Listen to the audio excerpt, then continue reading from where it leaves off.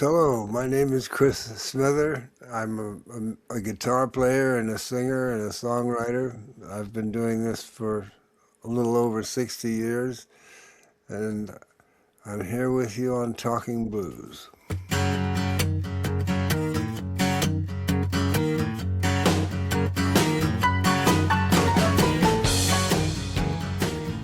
Chris, I saw you at Hugh's room 3 weeks ago.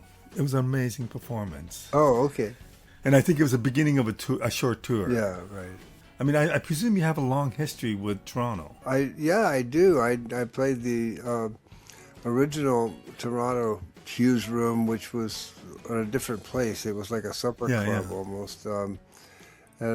Yeah, I've been playing in and out of Toronto for at least 20 or 30 years, I think. Wow. Do you remember the first time coming here?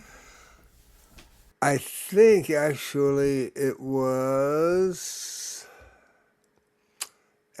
playing at a place called like X-Ray on Queen Street or Oh, I'm not something. familiar with that club. I one of those clubs down on Queen Street. It was run by Right. a woman, I know, and it was upstairs. That's all I remember. So I want to start with how you got into music. I know your uncle was a musicologist. I That's right. believe he may have given you a ukulele. I'm not sure if that's true or not. No, he showed me how to play a ukulele that I Okay. had found. I was 9 years old at the time. I thought it was a guitar. It belonged to my mother. I found it in the attic, and of course, being 9 years old, I might have known, but I didn't. I thought it was just a little guitar. And I told my uncle I had one, and he said, "Oh, let me see it." And I showed it to him. He said, "That's not a guitar. That's a uke." He said, "You want to learn how to play it?" And I said, "Sure." And he tuned it to an open chord, and he just showed me open strum, fifth fret, seventh fret, and then walked me through a song because I loved to sing at the time. I mean, I've always sung ever since I was little. And he walked me through a song. You know, he said, "Start strumming," and I did. And he said, "Okay, now start singing your song." So I did, and he said, "No, no, you have to sing in the same key as." Then he went, okay, here's your note. Start on that note. So I started on that note, and it sounded pretty good for a while, and then it didn't because the tune changed, and he said, okay, try one of the other chords. And so I did until I found the one of the other two that would work at that point. And he walked me through one verse of the song, and I Wow. and I said, wow, now what for the next verse? And he said, well, it just repeats. It's the same if it's the same same tune. So I went through and I said, it's so easy. And he said, yes, he said, I'll never forget this. He said, yes, it is easy. Well, if you know three chords, you can play almost any song you know. And if you know four chords, you can rule the world. What a great quote. Yeah. He was a musicologist, so Yeah. did you learn a lot from him? I mean, that's a pretty big lesson right there. But That's what, he always has insisted that that is the only thing that he ever taught me. And but I think of him as just this, well, he was a wonderful man anyway, but I just think of him as somebody who just gave me a key to something that's been with me for the rest of my life, for the, it's just, would it be correct to equate that moment to what you eventually wound up doing? oh, absolutely. Okay. Absolutely. It was the key. It just got me started. I played that ukulele incessantly, and then I ran into somebody else in school. Like, what would I have been in fourth grade, I guess, or third or fourth grade by the time I was 10, and one of my friends actually also played the ukulele. His father was quite a good singer. And he showed me real chords as opposed to open tuning chords. He showed me how what a standard tuning was and how to make real chords. And he taught me Right. more than three. His name was Leif Peterson. I remember it very well. Um, and we used to play during recess all the time. We'd bring them to school, you know. And I was obsessed with it. Uh, and and then we moved to France when I was 11 for a year. And for some reason, we didn't take the ukulele. I thought my dad said, "No, just leave that at home." And I was kind of aghast, but I was a good boy. I didn't put up much of a fight, but I missed it so much. And I talked about it all the time. So we were living in Paris. The family was living in Paris, but my father was traveling all over Europe, taking care of students on a junior year abroad program, and and most of a lot of his students, about half of them were in Spain, and he was traveling all through Spain. And when he came back on my 12th birthday, he had a guitar, and he said, "Here, see if you can figure this out." Wow. Two extra strings. I was so happy. Oh my God. Do you remember? Did it take a while to figure it out, and did it come easy to you? No, I just, well, first I went across the street. There was a music store across the street, and I went across the street and asked them if they had any books on how to play the guitar. And they did. They had a beginner's book, which showed me how to tune it, and it showed me some elementary chords. And so Wow. once I once I learned like three chords, I was off and running. It was Having talked to a lot of musicians, but would have been a lot who wouldn't have thought to go across the street to the music store and learn how to tune things. They would have just started well, playing. well, I was it was a pretty early days, and I was still feeling a little lost over there because I got dropped into a French public school. I didn't speak a word of French, Hmm. and we were living in a pension in Paris, and there were plenty of other kids there, but they only spoke French too. The only people who spoke English were my family that I was, routinely exposed to. So I was still trying to learn French, and I was looking for something to keep myself sane. It was like stressful but very exciting year. I mean, it was. I look at it back now as a seminal year, and of my life. One of them. It just sort of changed everything. Changed the way I ate. Changed the way I spoke. Learning another language changed the way I think about language at all. And about lyrics. And Did you, I mean, actually learn French? And oh yeah, was that easy? yeah. I'm still fluent in French. Wow. I mean, it's something about, I mean, I can relate to this because there was a point in my life when I was in grade 3, I was plopped into an American school and I only spoke Japanese. Okay. So I spent a couple months sitting in the classroom not understanding a word Right. and feeling like like totally lost. Right. So I can relate to that feeling, except I didn't have a guitar and obviously you did. Right. So what were you playing? What were you learning on the guitar at that point? Well, let's see. My parents had folk recordings from the 40s and early 50s, Weaver's Burr Lives, things like that, and there were all these sort of folk songs that I knew by heart, that I would learn to play. Right. But there was also, there was pop music that was just really coming in. I think I remember really being into Elvis Presley.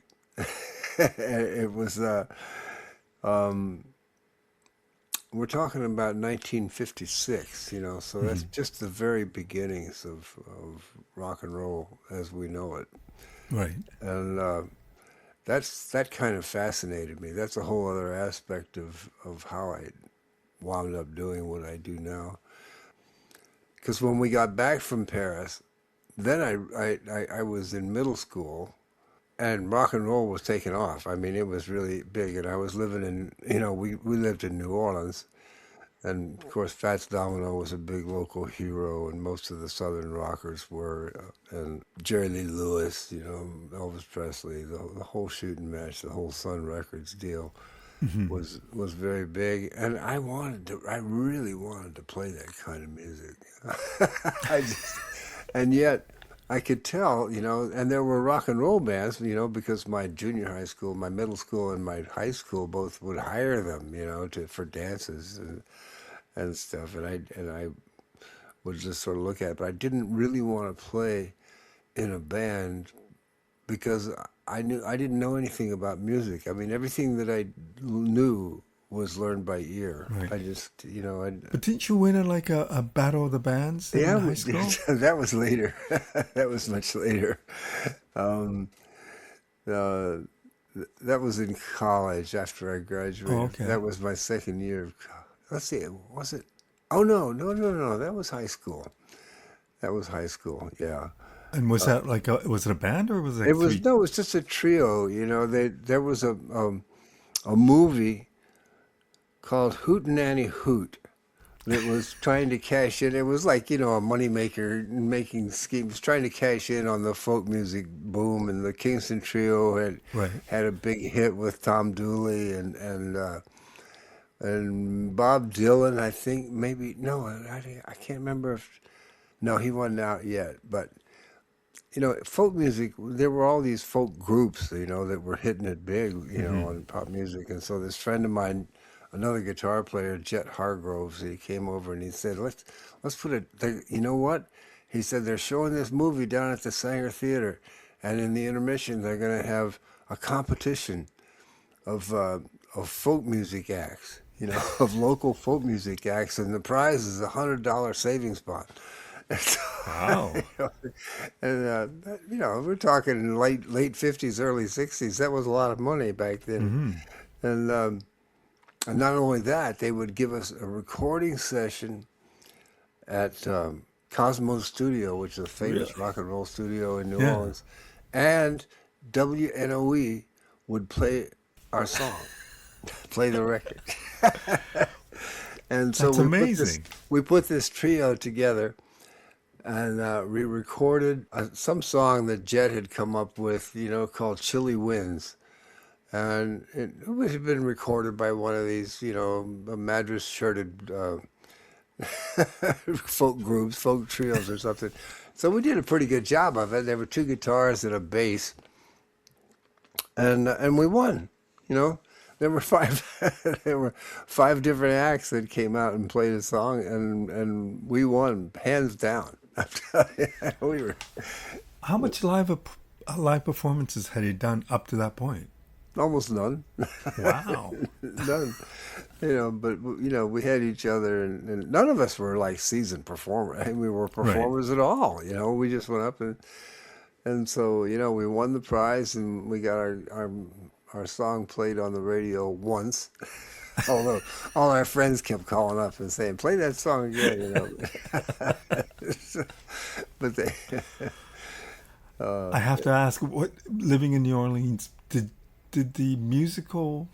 I mean, it's a musical city. Did that influence you, affect you? Did that have any role to play in you pursuing music or not? I don't think it hurt anything, but I'm not really aware of. I was aware that there was this whole music scene there, but I have to tell you that people thought I was extremely odd. For one thing, New Orleans up to that point had never been a guitar town. It's always been a keyboards and horns town. Right, right. And um, and if you did play the guitar, it was ridiculous that you would play an acoustic guitar. It was just, and people would tell me that all the time. But I was, by this time I was getting more and more into the sort of folk revival that was starting to happen. Joan Baez and Bob Dylan, and then my first year of university of college, I went to Mexico City because in the back of my mind I thought I wanted to be an anthropologist, and I was really interested in pre-Columbian southern Mexico and Central American cultures. And but when I was in Mexico City that year, I had a roommate from Texas. He had a record player with him, and he had records.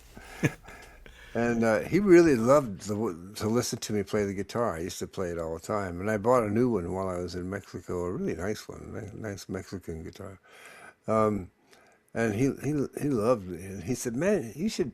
Here's somebody you should listen to. I bet you'd like this." And he played a Lightning Hopkins record for me, and that was another seminal moment, I tell you, because I I listened to it and I was fascinated. And I said, the first thing I said was, "Which one of these guys you want me to listen to?"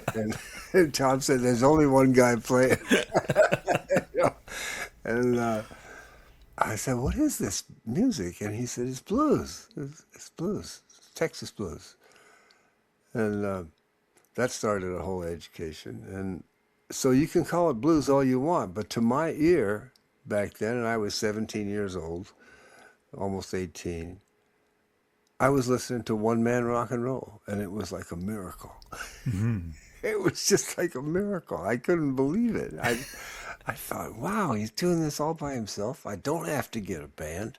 I, I can just, if I can learn how to do this, I can do this by myself. So is that how you learned how to do like finger picking and stuff like that? Is that I can't Yeah, imagine that's easy to do when you're just listening to a record. it's not easy. I had no idea what he was doing. For that whole year, I would sit there and try to figure it out. And Tom tried to tell me, but Tom was not a guitar player. And he says, no, but he doesn't. Tom kept saying, no, he's not playing like with a flat pick. He's not strumming at all.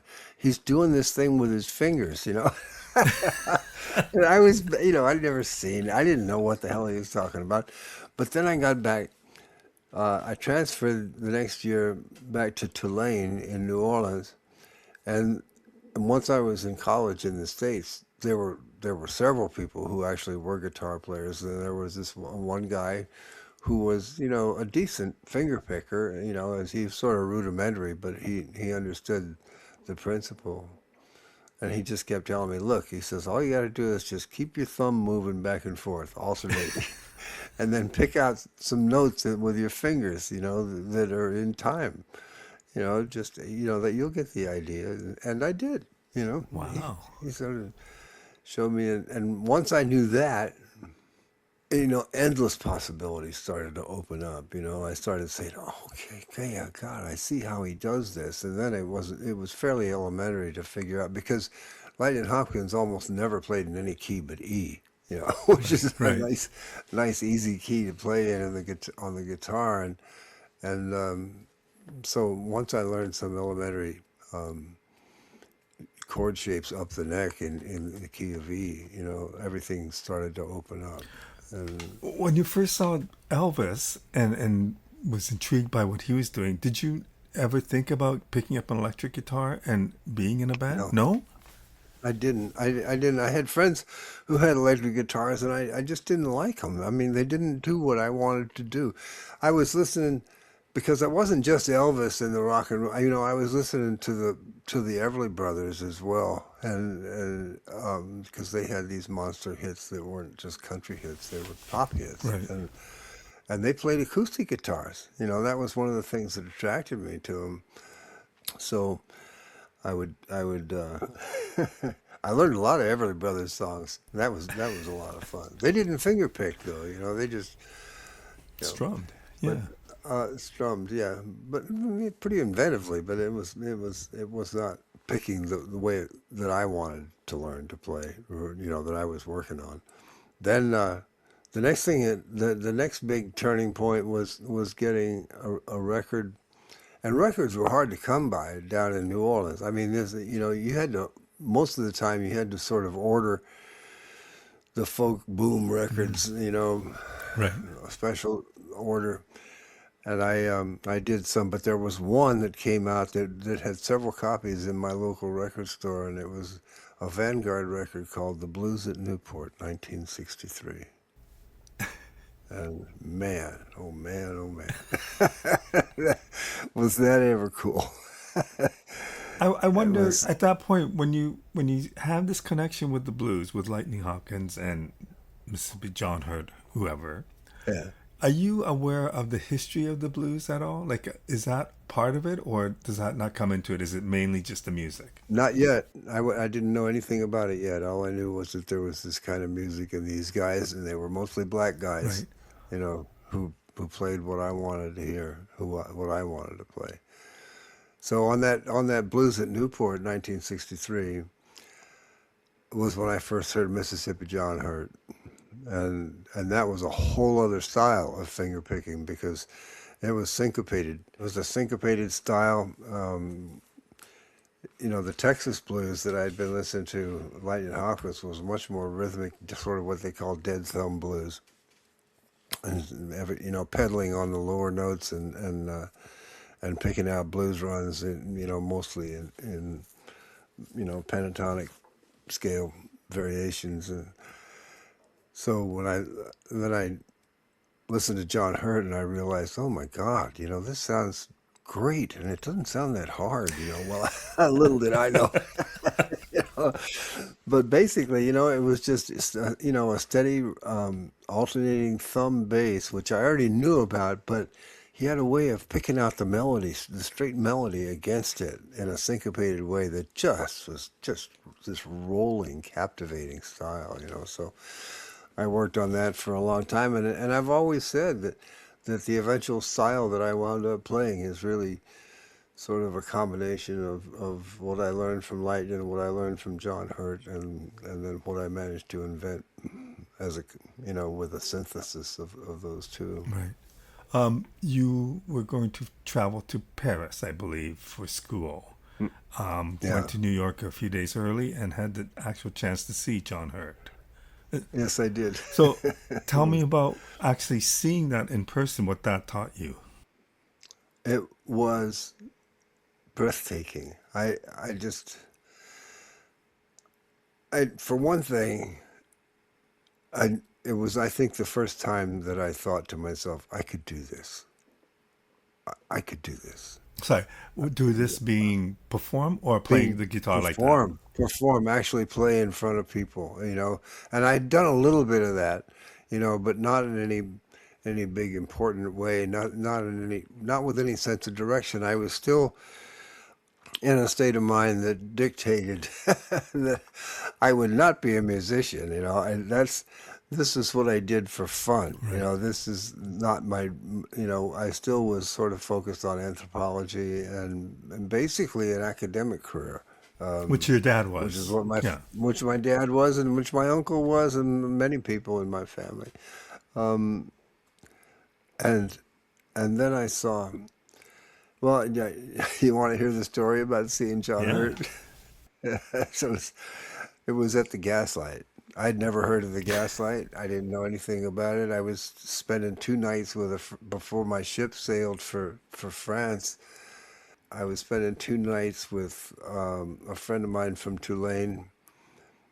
And when I got to his house after the trip up from New Orleans, he said, I got a copy of The Voice here. I didn't know what The Voice was. He held it up. It is a voice. You want to see some music? We could go see some music. And I said, sure, what's playing? And so he started reading these places in the village, in Greenwich Village. And he got to the Gaslight and he said, who's this? Mississippi John Hurt? And I said, you have got to be kidding me. He's playing it tonight? I said, we have to go. Oh my God, we got to go. And so we jumped on a train because he lived up in Yonkers. And then we took the train down to the city and went and found the Gaslight, and went in, and they charged us, I think, $2 or $3 or something, and it was a dark, down below kind of place, narrow, long, and I was just, I couldn't believe it. The place was half empty, So I went up and I sat at a table right in the front, small low stage, and a chair with a couple of microphones, and I waited. And then this young fella came out, in a plaid shirt and a big old guitar of some kind, a guild, I think it was, and he starts playing, and he was white, and I said, "That's not, that's not Mississippi John Hurt." And I thought the songs were okay, but it wasn't what I came for. But there was this real hip looking guy sitting at the table next to me, like dressed mostly in black with some kind of, hip looking hat on. And I said, this guy looks like he knows what's happening. So I said, who's this playing? And he looked at me with this face and said, what, are you shitting me? Like, you don't know who this is? I said, no, I don't know. He says, it's Tom Paxton. And so I go, what do I know from Tom Paxton? Nothing. So, but I nodded sagaciously as though I knew what he was talking about, and he finished his set.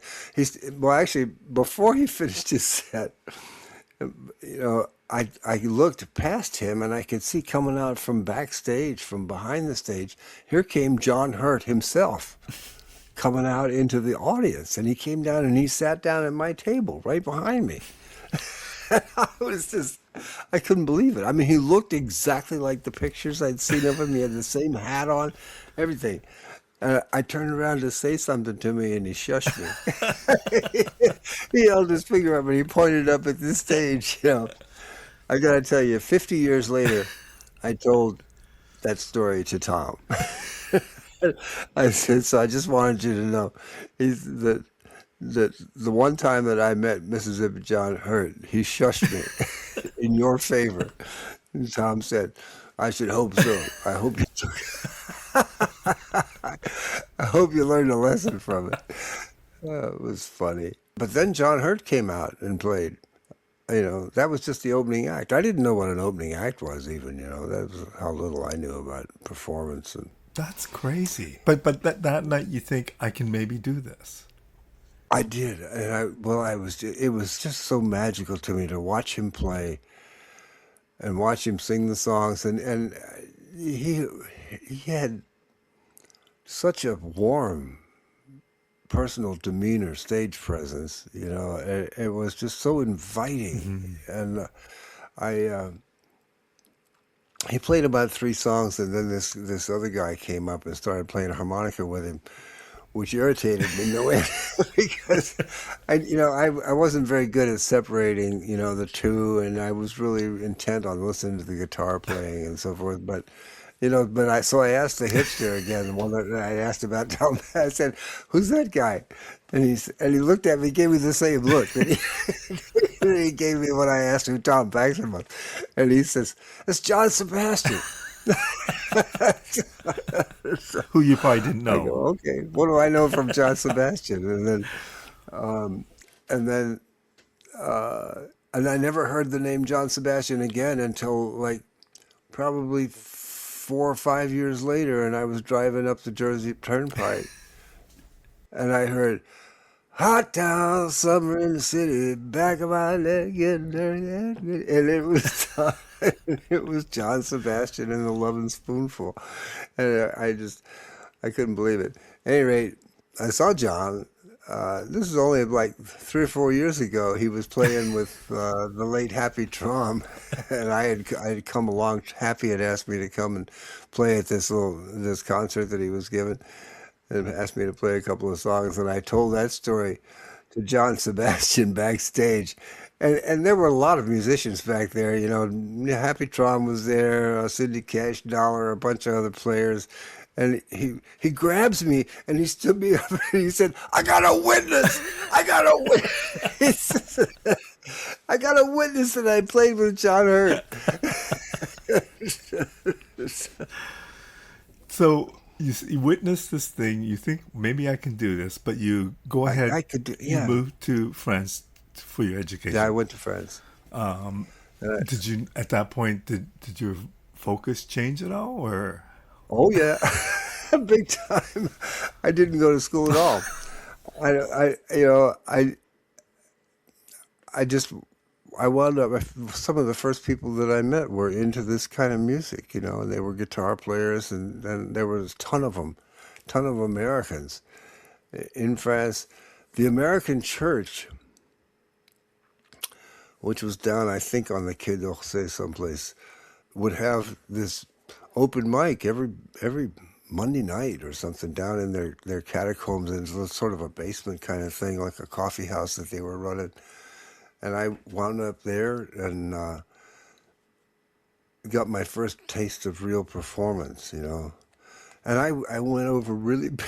I got to tell you, you know, it was intoxicating. It was narcotic. How good did you think you were at that point? I thought I was pretty good. I kept running into people who were better than me, and I was not as good as I wanted to be, but I felt pretty confident about getting up on stage. And were you You know, writing your own stuff by then?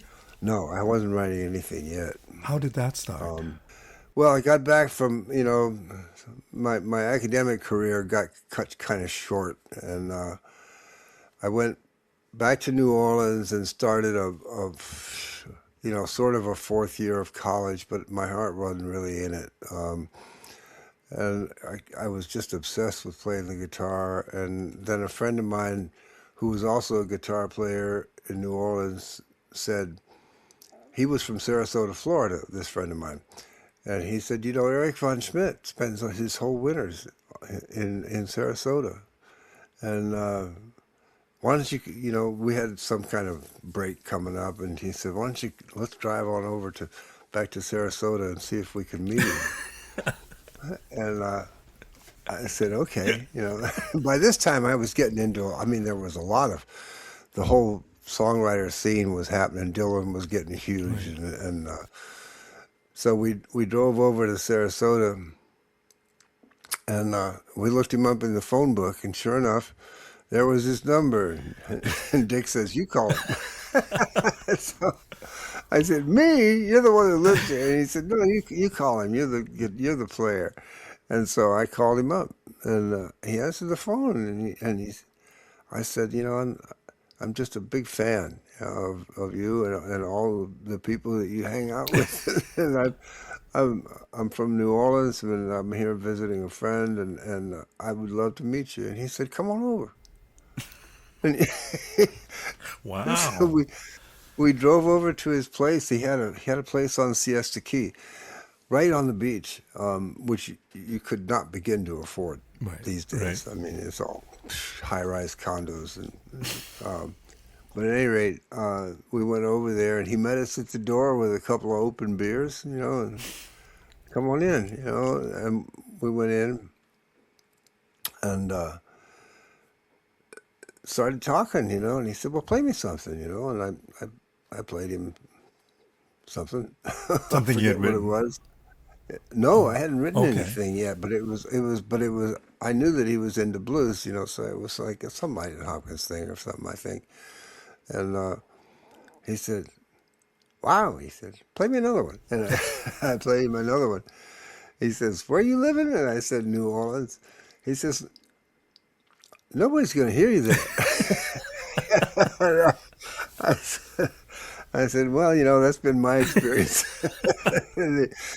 He said, "You should come up. Why don't you should get up to New York to the Village or to Cambridge, you know, and Club 47. All these." He says, "There's a ton of people up there would love to hear what you're doing." Wow. And to me, I said that, you know, that was the word of God. I'd been given marching orders as far as I was concerned. You know, I just, you know, get up there. So it was getting towards the end of that fourth year, and I knew I wasn't going to graduate. In fact, I was in pretty bad aroma at the college in general. So I um, I just left. You know, I I found a friend of mine. She was also a guitar player, and she had a car. And she said, "Well, come with me. You know, I'm driving up the East Coast, and we can." She lived in Washington D.C., and apparently there was a good scene in Washington as well. And she said, "I can introduce you there, and then we can go up to New England or make our way up towards New England." And we did. You know, we drove up. She had a brand new car, a little Mustang convertible. It was so, you know, a duffel bag of guitar, and off we went, and it took us about 6 or 7 weeks all told, because we kept stopping. You know, we stopped in D.C. for a week, and you know, stayed with people that she knew, and then we headed up. We got to New York and ran into some people who put us up for a little while, and you know, we paid them some rent. But I was hitting all the basket houses in the village, you know, trying to meet people and see things. But I was never comfortable in New York. it was a I could tell that it was like a happening scene, but there was something off-putting about it, and it wasn't like so much off-putting. It's just that I just didn't feel like I fit in, and I'm not sure why that was, but anyway, we left there and we made our way up to Cambridge, Massachusetts, and I don't know. There's something about it that when we drove in, I instantly felt like home. But I grew up on college campuses, and that's what Boston is. It's one big college I campus. have to ask, And what did your dad think about this, or your parents, when you said, my parents were in Europe for a year and a half again, and so I didn't bother to consult them. I just you didn't have to I announce it? went and I wrote him a letter and told him that this is when I would let him know when I had a permanent address, but that I was I said I've got to do this. This is something I got to do, and I got to get it out of my system, And in your basically. mind, was it that? Was it like, I'm going to give this a try and see what happens? If not, I'll go back to Yeah, school? yeah. That was sort of what I thought, at the time. And then if you, I don't know if you can answer this, but if it did work out, do you know what that would have meant? Like, in your mind, did you have a vision of what things working out might look like? Oh yeah, I definitely did. I knew I had people that were making a living at Oh, this. okay. And I looked at it and I said, if I can get that far, I'll be all right. One of the biggest ones, and I didn't meet him for several years, was Johnny Hammond, John Hammond Jr. Like his first album on Vanguard was a total affirmation to me because I went, oh my God, here's this young white guy and he's doing exactly what I want to do. You know, these wonderful renditions of blues standards, and he played guitar like a madman. And anyway, I met him, not too long after that, and we were lifelong friends. I was devastated when he died, Hmm. last year. It was just that was hard to take. But at any rate, yeah. But the funny thing is, yes, if it hadn't worked out, and yet somehow it never really entered my mind that it wouldn't. What do you think that I, I is? Is just that confidence? Is I that, just had this thing, that just said I can do this, and there was nothing else that I really wanted to do. It was the only thing in my life that I'd ever felt passionate about, and about driven to do. So anyway, we got to Cambridge, and the first place that we went was the Club 47. So, and and we got there, and I couldn't believe my eyes when I got there because the person that was playing that night was Eric von Schmidt. mm, That was like pure serendipity, and I walked up to the door. I had my guitar, and there was this tall blonde guy standing at the door, and he said, "Yeah, can I help you?" And I said, "Yeah." I said, "My name's Chris Smither. I'm a friend of Eric's," and I pointed to his poster, which was, on the door there, and he told me that I should come to Cambridge and I should come to the Club 47 and tell Jim Rooney that he should listen to me. And he looked at me and he said, "Well, I'm Jim Rooney." And he said, "Eric's inside. Go on in, and you can just take a left here. He's back in the dressing room." And so I said, "Okay." And it turned out he was between sets. So I walked back into the dressing room, and there were big wigs, as far as I was concerned, really big people in there.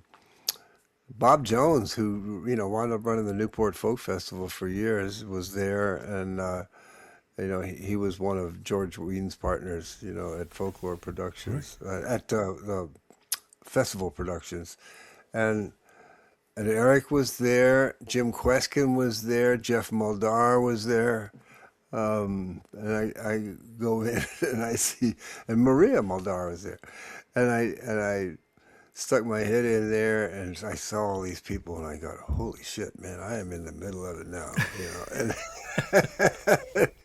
and Eric looks up at it and he says, Chris, he says, what are you doing here? I said, well, you told me to come. You know, he said, wow, you know, you got all the way up here. Great. Oh, great. Did you meet Jim? I said, yeah, I met him at the door. He sent me back here. And he says, I don't go on for another 15, 20 minutes. He says, you want to get up and play a couple of songs? And I said, sure. You know, he said, so he went and he told Jim, he said, like, you know, this guy's pretty good. You might want to hear what he's doing, you know. And so Jim got up on stage and just told the audience that a friend of Eric's had shown up and I was gonna play a couple songs, and I did, you know. But I remember thinking to myself, my first night in Cambridge, and I'm on stage at the Club 47. My future is assured.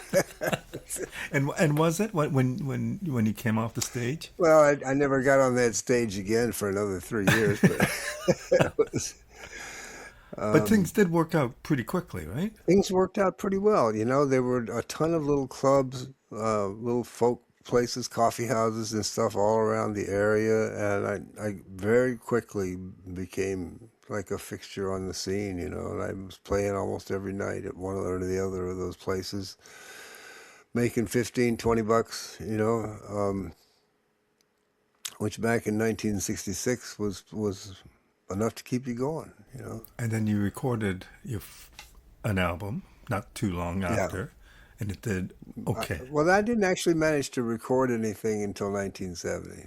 Right. Okay. So it took me like 5 or 6 years, you know, no, 4 or 5 years to get a deal. But the first two albums did okay. They did fine, you know, and I had a pretty good reputation, yeah. So I'm curious about the third album. And the last time we spoke, we kind of touched upon this. But the third album, Yeah. I think there's a bit of a change in direction musically, maybe a little more commercial. Well,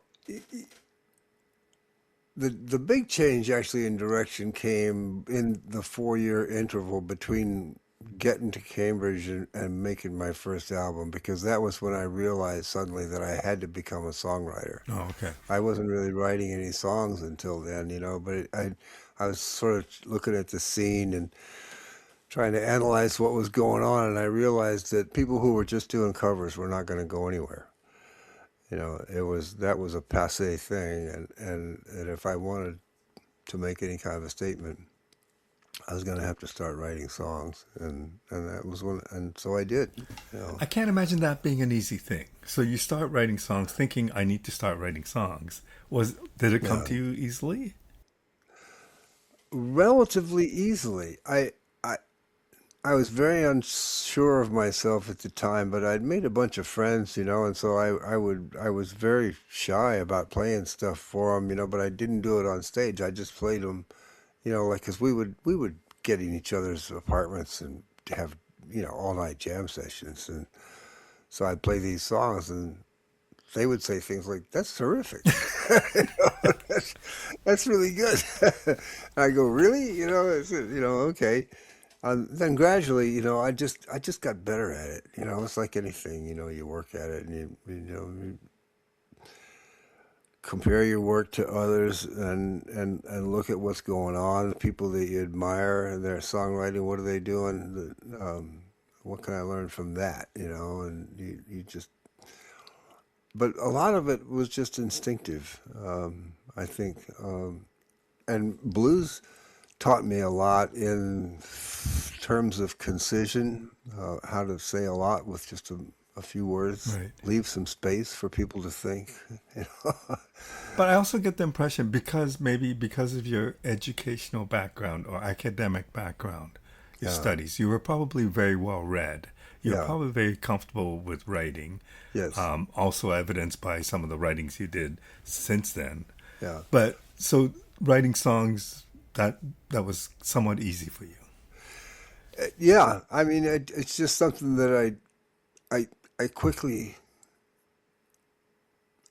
I just adapted to it very quickly. It was just something that I said, "Oh, okay, that's," and I found it fascinating. Trying to put things together, and trying to realize, okay, you don't have to think this whole thing through. Just come up with something to get you rolling. Just an idea, and just see where it takes you. And I didn't realize it, but I was stumbling on techniques that writers have used for years. Fiction writers, poets, everything. Get one line, get one word, start because and then once I learned, it's not that you think of the song and then just write it down. I mean, you have to write it. You have to start writing, and then it happens from there. I mean, it's not. It's it's an organic process. It just grows, and if you're on the right track, it'll get out of your control sometimes, and you have to rein it back at times, and then you think to yourself, no, no, you don't want to go that direction. But it got to the point really where I would learn not to meddle with it too soon. Just let it go. And really, it got to the point where most of the time when I'm writing songs, I have no idea what they're about until they're half finished. I just get a whole bunch of lyrics written down and I look at it. And I say this on stage all the time, and I say it as a joke, but it's really true, is that songwriting is like having a conversation with a part of my brain that I'm not really on speaking terms with. I think when I saw you a few weeks ago, Hughes, with you, right before you played in the Bardo, you talked Yeah. about the process of writing and often not knowing what the song is about, which surprised me because I always think somebody has a line or a chorus or a title and then works on that idea. But you made it sound like you just put down the line and let it take you somewhere. Well, it's almost as though there's this other part of my brain that I'm not consciously aware of that has a very Right. good idea of what it's trying to say, but it's not clear to me yet, you know. And then once I start looking at it and I go, oh, okay, okay, I see the gist of a coherent idea here, of an overall theme, as opposed to just a line that you like. Has that changed over the 20 years? I mean, 20 It's albums? just gotten more refined, I Right. think. So I'm going back to that. Your third album. You record your first two albums. It does well. And Right. then you record a third album, which I thought was a little different, but it winds up not being released. There's Yeah. issues with the record company Right. and things are put on hold. What Yeah. does that do to you? Well, it's a muddled period in my life because it was the start of a long, long downhill road. I was having a lot of trouble writing songs for that album, and I didn't realize it, but I was so befuddled by alcohol and I didn't really realize what was happening, but I was gradually becoming incapacitated. It was, and in the end, I didn't wind up. That's one of the only records I've ever made that I don't really like very well. Oh, really? It's no. I mean, there are a couple of things on it that I think are surprisingly good, but for the most part, I never really liked that record. And well, what had happened was I was with Poppy Records for the first two, and then Poppy got sold to United Artists, and I finished the record, but then United Artists was taken over by Transamerica Corporation, and they had a couple of suits come in and just cut off half of the roster. I mean, it just everybody said, okay, all these people go. We're not interested in them anymore. It was, and that's a very common story in this Right. business at the period of time that we're talking about, which is the '70s, and But did you so know that though? I mean, having interviewed a lot of people, a lot of musicians have gone through that. But in the 70s, after you have done two albums, was it common knowledge that these things happen, or I mean, was it a major shock to you? well, no, it wasn't a major shock in the sense that it didn't surprise me particularly, but it was a setback. It affected me in other ways because, for one thing, it took the responsibility for continuing to work and write songs away. There wasn't any pressure from a record company anymore. And I work best under pressure. Hmm. And but at the same time, unfortunately, it gave me freedom to drink more. You know, it was, and that basically, so if you think about the period of 1977 to 1985 was mostly lost. You know, But it did you was you were still playing? I was still performing, and I was struggling and trying to control drinking, and at the same time, but I wasn't writing anything, and I think a lot of people felt kind of sorry for me. It was it was not a good time. But then, and that continued right up to 1985, and then in 1985, I got sober, and Do you know what changed? well, yeah, I do. I, you know, alcoholism is a story of loss. You just lose, you start to lose more and more of your life and your purpose, and it all sort of hinges on how much you can stand to lose. Some people, some people for their very lives are simply their last negotiable asset, and they never get well, you Right. know. But a lot of people will learn, that first you think I can't go on like this, and then you don't know what to do, and then you find people that know what to do, and and uh, and then it becomes a question sort of trust, like where you think, well, okay, nothing else, I can't seem to do this by myself, and maybe these people actually know something, and so you start to come out of it. When you come out of it, are you now all of a sudden is music? What does music do for you at that point? Well, by that time, I was playing so seldom that I was actually making a living. Most of my money as a carpenter. I was doing construction work with a couple of guys that I'd met, and um, I remember I met this woman at an AA meeting one time, and we'd become friends, and uh, I would see her all the time at a couple of meetings, and she asked me one time, she said, "Chris, we've been talking for months, and I have no idea what it is you do." And I said, I remember starting to talk, and I said, I'm a car. I was going to say I'm a carpenter, and I said, actually, I'm a musician. Excuse me, I got to make a phone call. And I went off and I called my boss and quit. Wow. and uh, and it was just about that time that Carol Young and Charlie Hunter, who were involved in the business end of the music business for years, formed a management company and for people just like me. and they said, we'd really be interested in representing you. Um, and I said, good. So Because when I you said needed for people like me, what did you mean? Like singer-songwriters, okay.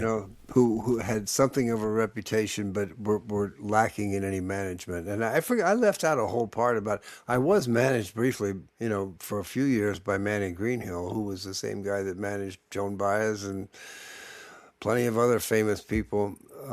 But and that was why what reputation I had got as far as it did, really, Right. because that there was some muscle, commercial muscle behind me, in the sense of known figures who were promoting me.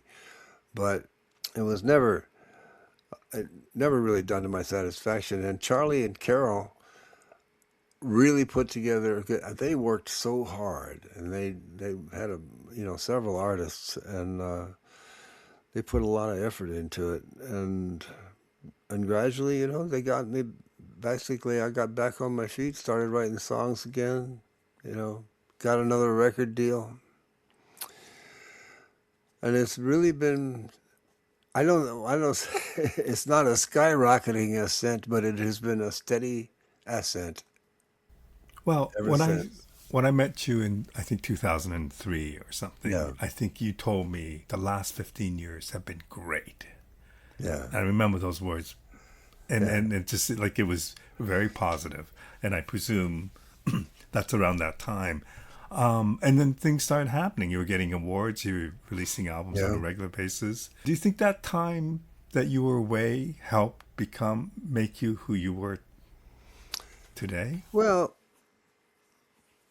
who I am today and who everybody is today is a product of everything that they've been through. Right. And it's all, I think, but yes, the experience, the kind of rebirth was definitely inspirational. They say you got to suffer to sing the blues. But the fact is that you can't sing the blues while you're suffering. You have to get out of it first, Right. and then you can look back on it in retrospect and sing about it. Yeah, it's informed my thinking about a million things. It's changed my whole attitude towards uh, what it means to be alive. You know, uh, it's not something I take for granted anymore. Did you what you set out to do because you wrote things, you wrote stories, you wrote Yeah, articles for the New York Times and yeah. various things. Did those things? I don't know if they were risky, but did you take on those things because you were more open to things, or was it you Oh, I weren't? think definitely. Plus I had good management. I had good management. They would bring these things to me that people would say, "Hey, they want you to do this," and then I think it would be a good idea. And so I had learned to take advice. That was one thing that I never learned, but until I got sober, was that other people can can really help you out. And you're not the best judge of what's good for you sometimes. And so I just, and it could be that they give you advice and it turns out to be wrong, but you'll never know unless you give it a shot. Right. That was how I learned to listen to my producers. The first couple of records I was John Nagy was working on those, and he did a really nice job. And then I got interested. The next three that I did were with Stephen Bruton down in Texas, and I had met Stephen Bruton when he was playing with Christofferson, and we hit it off really, really well. And I remember I was stuck. I thought I had a producer for the next album, and then he fell through. And I called up Stephen. I said, "Stephen, you got to help me." And he said, "Well, I don't got to do anything. What do you want?" and so I said, I told him, I said, "I need somebody to help me put this record together. And I got the songs, I'm all set." But he says, "Well, send me the songs and I'll get back to you." So I sent him the songs, and he called me back next week, and he said, "Yeah." he said, "I got the perfect studio. I got the perfect band for this record." And I said, "What band is that?" He says, "My band." and and he said, "Come on down here." He says, "Can you come down? Can we start next month?" I said, "Yeah." He says, "Okay, come on down." He says, "We're gonna have some fun," which was a very illuminating moment for me because I thought, well, we'll see about that because my experiences in the studio had not been good up to then. I found recording extremely stressful. Because And of pressure that you put on yourself? yeah, partly and insecurity because I would invariably be working with other musicians and I've always felt insecure about that because they invariably were more formally trained than I was and they knew much more about the music theory and just how it worked. I knew instinctively how to do it, but it was. Any rate, we got down. I got down to Texas, and he was, he was as good as his word. We had a ball. He taught me how to have fun in the studio, and taught me what a really joyful experience it could be. And so we did 3 records together, and then I think we just sort of ran out of gas a little bit, and I started thinking I wanted to go someplace else, and that was when I I, I sort of started working with David Goody, and that has been one of the most rewarding relationships in my life. Really, he's the guy that he really understands. He understands what it is about my music that other people like, and he understands what it is that I like. Hmm. And he knows what the synthesis is and how to bring it about. And it's just, it's just we trust each other. I rely on him. I mean, and he relies on me. He says, you know, come on, Chris, you can do this. I know you can. Write these songs. And like on the last record, I mean, the last thing he said to me, I was having a lot of trouble writing the song, writing the lyrics. I couldn't get into it. And I may have told this story on stage when you were there too, and he just left Austin. He flew up to here to Massachusetts, where I live, and he said we'll spend about 3 days, and he's just one of these people, that walks into the room, everything changes, and we just started. I mean, it just started happening. It just started flowing. And the last thing that he said, we were at the end of the third day. He says, "I got this little guitar thing you might like," and I said, "Play it for me." And I played. He played it, and I said, "Oh, I do like that." And I sat down and started playing with him. And he says, "Okay." He says, "You got it. Now go write something." I said, I said, "Okay." I didn't really say okay. I just kind of looked at him like, because that was the problem in the first place. and and he looks at me again and he says, "Go on." He says, "You can do it." He said, "I still believe in you." And that's the Wow. song, "Still Believe in You." And it was the first one of this batch that I wrote. One of the things that you have done throughout the years is cover other people's material, even though you're a songwriter yourself and Yeah. you've written songs that other people have covered. Yeah. Why do you do that? Why do you have covers? I, well, first and foremost, I really like the songs. Right. and, and, I also think that I can bring something to them that isn't there in the original. I wouldn't be attracted to it if I didn't really, really like the original. I wouldn't be tempted to even try. But there's something. I just hear something in there, and I don't consciously say, "Oh, you know what? This guy missed this whole aspect of it." It's just that I feel like it's adaptable to my style, that I can do something with it that is going to sound like me using this song.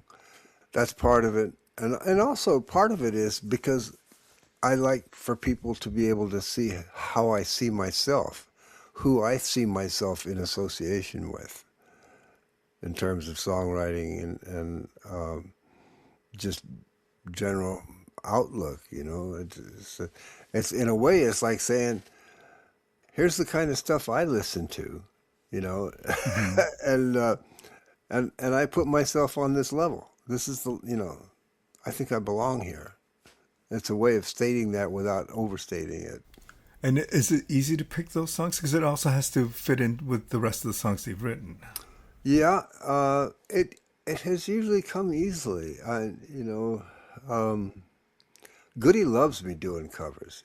He just absolutely he thinks it's just great. And he likes what happens to the songs. And so one of the first things he'll ask is because I don't write all the time. I write for projects. I basically sort of lie fallow until it's time to come up with a whole double fistful of tunes. And So but inevitably, in early in the process, he'll say, "What are you thinking about for covers?" He wants to know. Um, and sometimes I have an idea, and sometimes I don't. He's the one that suggested I do the Tom Petty song on the last album. Right. He said, "This is right up your alley, man." And when you heard it, did you relate to it Well, immediately? I love Tom Petty. I just, and he'd mentioned Tom Petty before, but and this time he just said, "Listen, just go listen to this." And he told me what album, and he says, "Just think." He says, "Tom Petty is just you with a band."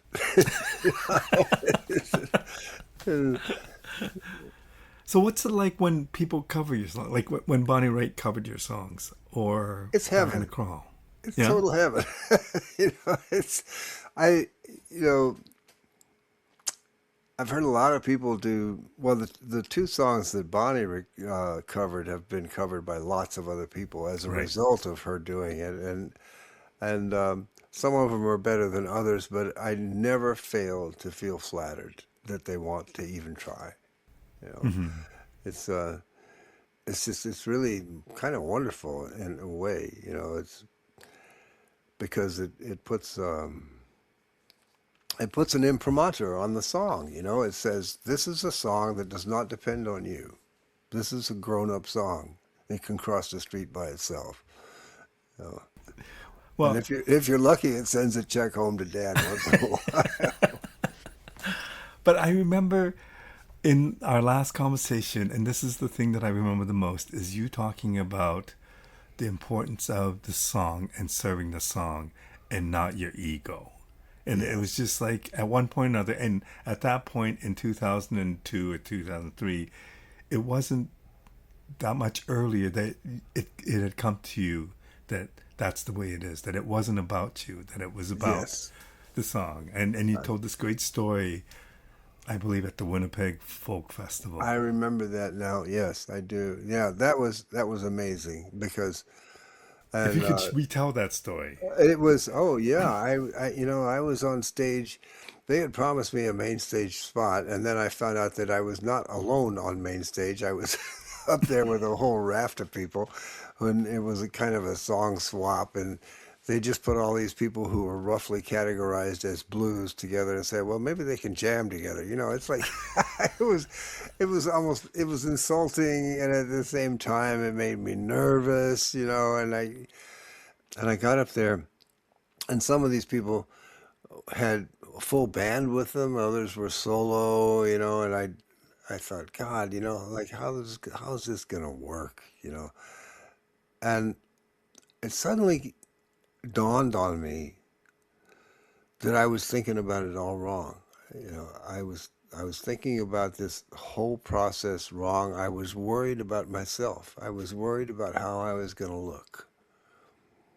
And I said, I'm not sure how conscious it was, but there was something inside me that said, Chris, all you have to do is play a song. You know it's a good song. You play it the best you know how, and you perform it. You don't just play it, you perform it. And the rest of it will take care of itself. It doesn't matter. And that's what I did. And I have never felt the same about performance since. It was just something that just stuck with me, that it's not about me, it's about the music. Right. The music may be about me, but the performance is not about me. It is about conveying an essence to people. And if you do it successfully, you will get all the attention you can handle. Well, I need to wrap this up, but I can't not talk about your acting career. Oh, yes. I don't know how much acting you did before. I know that you wrote a song and somebody made a film based on that song, I Yeah, believe it, which you that's did the right. soundtrack for. I Right. Am a Ride, or I believe. So, Uh, yeah. but how did the singers, how did you wind up in the role as one of the singers in the In the singers? singers. Well, it came in like so many things. It came in over the transom totally unexpectedly, and it just dropped into my lap.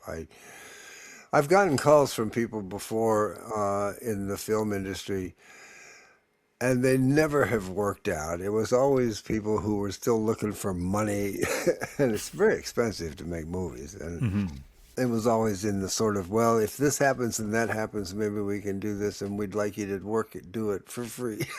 You know, and this time they called Carol, who is now my wife, but is still my manager. They called Carol Young and said, this is what we're looking for. We have a director. Has already been nominated once for a Grammy for a documentary.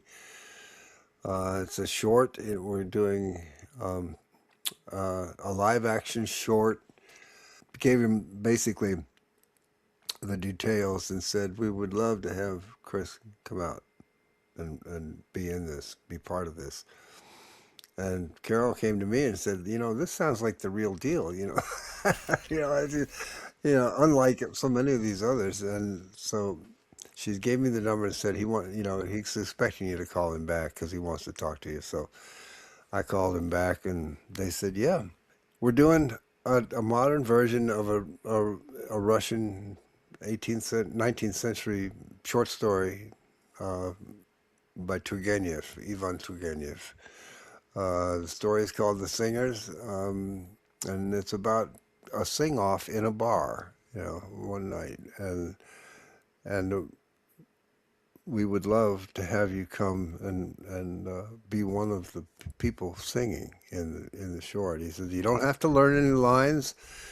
We'll feed you the lines. You don't have to learn a script. You just basically have to be here and you have to sing. Do you know why they chose you? I do. I found this out later. Was that they originally had somebody else in mind for the part that I wound up playing, and he was a guy same age as me, in his early 80s, but he was not in very good health, and he was kind of I think a country kind of guy, and had never flown on a plane, and was terrified about going to Los Angeles, and he wasn't feeling healthy, and he just said, well, I just can't make it, and so they were scrambling. And the assistant director and one of the producers, because all the people in this movie were found online. None of them are actors, Really? including me. Yeah, and none of them had ever been in a movie before. Well, a Wow. couple of the bar patrons had been in movies. Had been a few, but let's see. Oh yeah, they said okay, and the assistant director, producer went online and started looking for old singers. They had to be old. They had to be singers. They had to be still mobile and so forth. And he brought like five of them to Sam. Sam Davis was the director, and he laid them out on the desk and he said, "Here's five of them."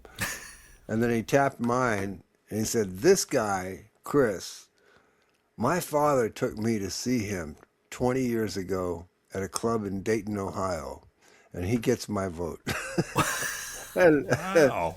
and and Sam listened to a few of them, and he said, "No," he said, I want this guy. This guy sounds like what I want, and what we want for this movie." And that's when they called me up. And so I went out, and it was fascinating. It was like real movie making. It wasn't. There was nothing amateurish about it at all, Right. except for the actors. It was, um, but it was so well done. It was he Sam has a way of handling people that makes you so comfortable, and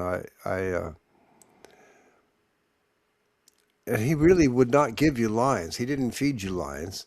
All of us were wearing these little, sort of Bluetooth microphones, so that it was all live sound. None of it was overdubbed or anything. Right. So he would come up and he'd be right there. They'd be shooting, and they'd come up behind me with the camera when I was, for instance, talking to the bartender, and he'd just whisper to me and he'd say,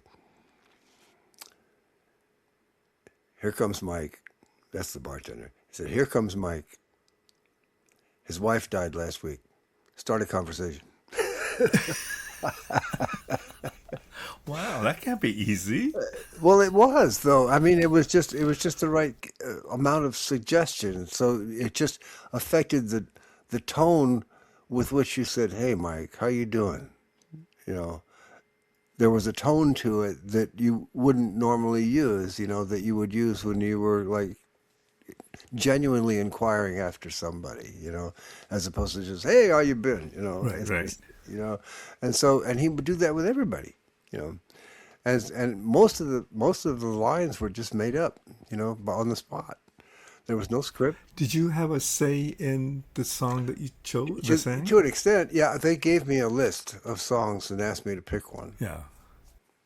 And I think it was maybe 15 songs or so, 15 to 20 songs, and I was familiar with about half of them. I could probably have sung five or six of them, but I'm from New Orleans, so I took House of the Rising Sun.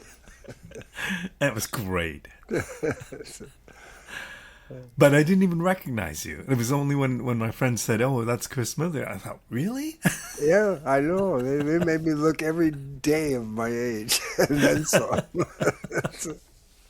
So it was a great experience. I loved it. It took all of 4 days, and then what happened after was just fascinating because they started submitting it to various film festivals, and it kept winning. It kept winning these prizes, over and over. I went down to the Tribeca Film Festival to see it with the guys, and of course they're there shepherding their film around, of course, Right. and uh, and I was in the audience, and that was my first time actually seeing it on a big screen. I'd seen it once on or part of it on a video to prep me for an interview that they asked me to be a part of about the movie after it had already won at some other festival. So I went down to Tribeca.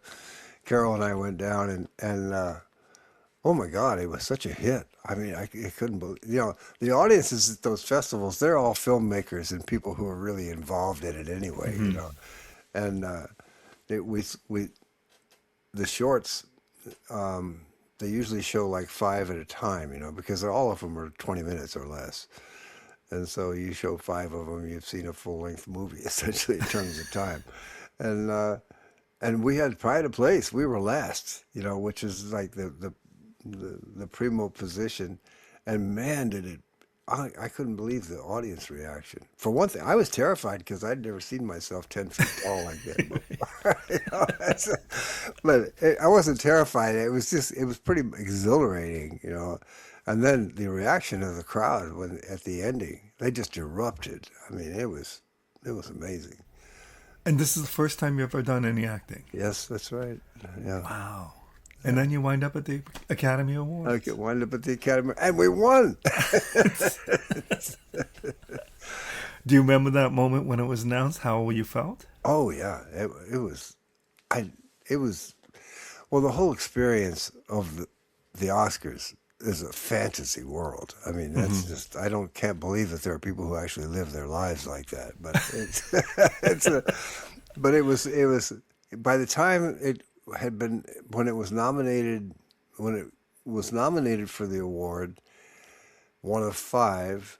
Um, by that time, the film had been acquired by Netflix, and Netflix Right. has a ton of money, and they spared no expense promoting the film, doing all sorts of things, and they don't spare any expense getting you out there either. They said, okay, I'm that they flew us out to California. So I'm thinking to myself, so they gave me the flight and said the tickets all paid for, and I'm trying to think like which car are we going to take and where are we going to park it? And they said, oh no, there'll be a car to pick you up. Nice. It was like door to door. Everything, everything was taken care of. Never had to worry about a thing. You know, they Well, it's picked well us up, deserved. picked us up in the middle of Massachusetts, drove us all the way to Boston, put us on the plane, picked us up in Los Angeles, drove us to a very, very nice hotel. Everything was catered, everything was chauffeured. It was kind of amazing experience. And so then we got there, and of course, the buzz was that the Oscar for best live action short was between our film and a French film called Two People Exchanging Saliva, which is a kind of weird movie, but it had gotten a lot of attention, as easily as much attention as ours had too. So the thinking amongst the cognoscenti was that it was probably going to be the French film unless the singers could sneak in and steal it, you know. So we're all sitting with bated breath, and our category comes up, and the presenter at our category was Nanjiani. I can't remember. I think he's Pakistani, but he's a very funny guy. You see him in advertisements all the time, in commercials. He says, and he gets up and he says, announces all the titles, and he opens the envelope and he says, and the winner is, it's a tie. And there's this gasp from the audience. Oh, I remember that. Yeah. It was just, and he said, he quickly went on. He said, I am not joking. It is a tie. But hang with me. We're going to get through this. We are going to announce one of the winners, and they will get Oscars, and then we will announce the other one, and they will also get the Oscar. And so by that time, we were feeling pretty good because we already knew that we were being favored as one of the top two, and so if it was a tie, we were probably one of them, and we were the first one announced, and we just exploded. I mean, it was just I've never been so excited, just so happy about something. It was just it was electric. You couldn't help it. I mean, the whole night, that you have to be in that theater to realize like how many people are in there with their hopes and dreams clutched tightly to their bosoms. And you've won your share of awards in music, but this is something else. Yeah. Wow. Well, congratulations, and thank you so much for doing this. It's a real pleasure catching up with you again, and I loved your show at the Hughes Room, so I'm glad you did, man. Thank you so much for doing this. Thanks for asking me.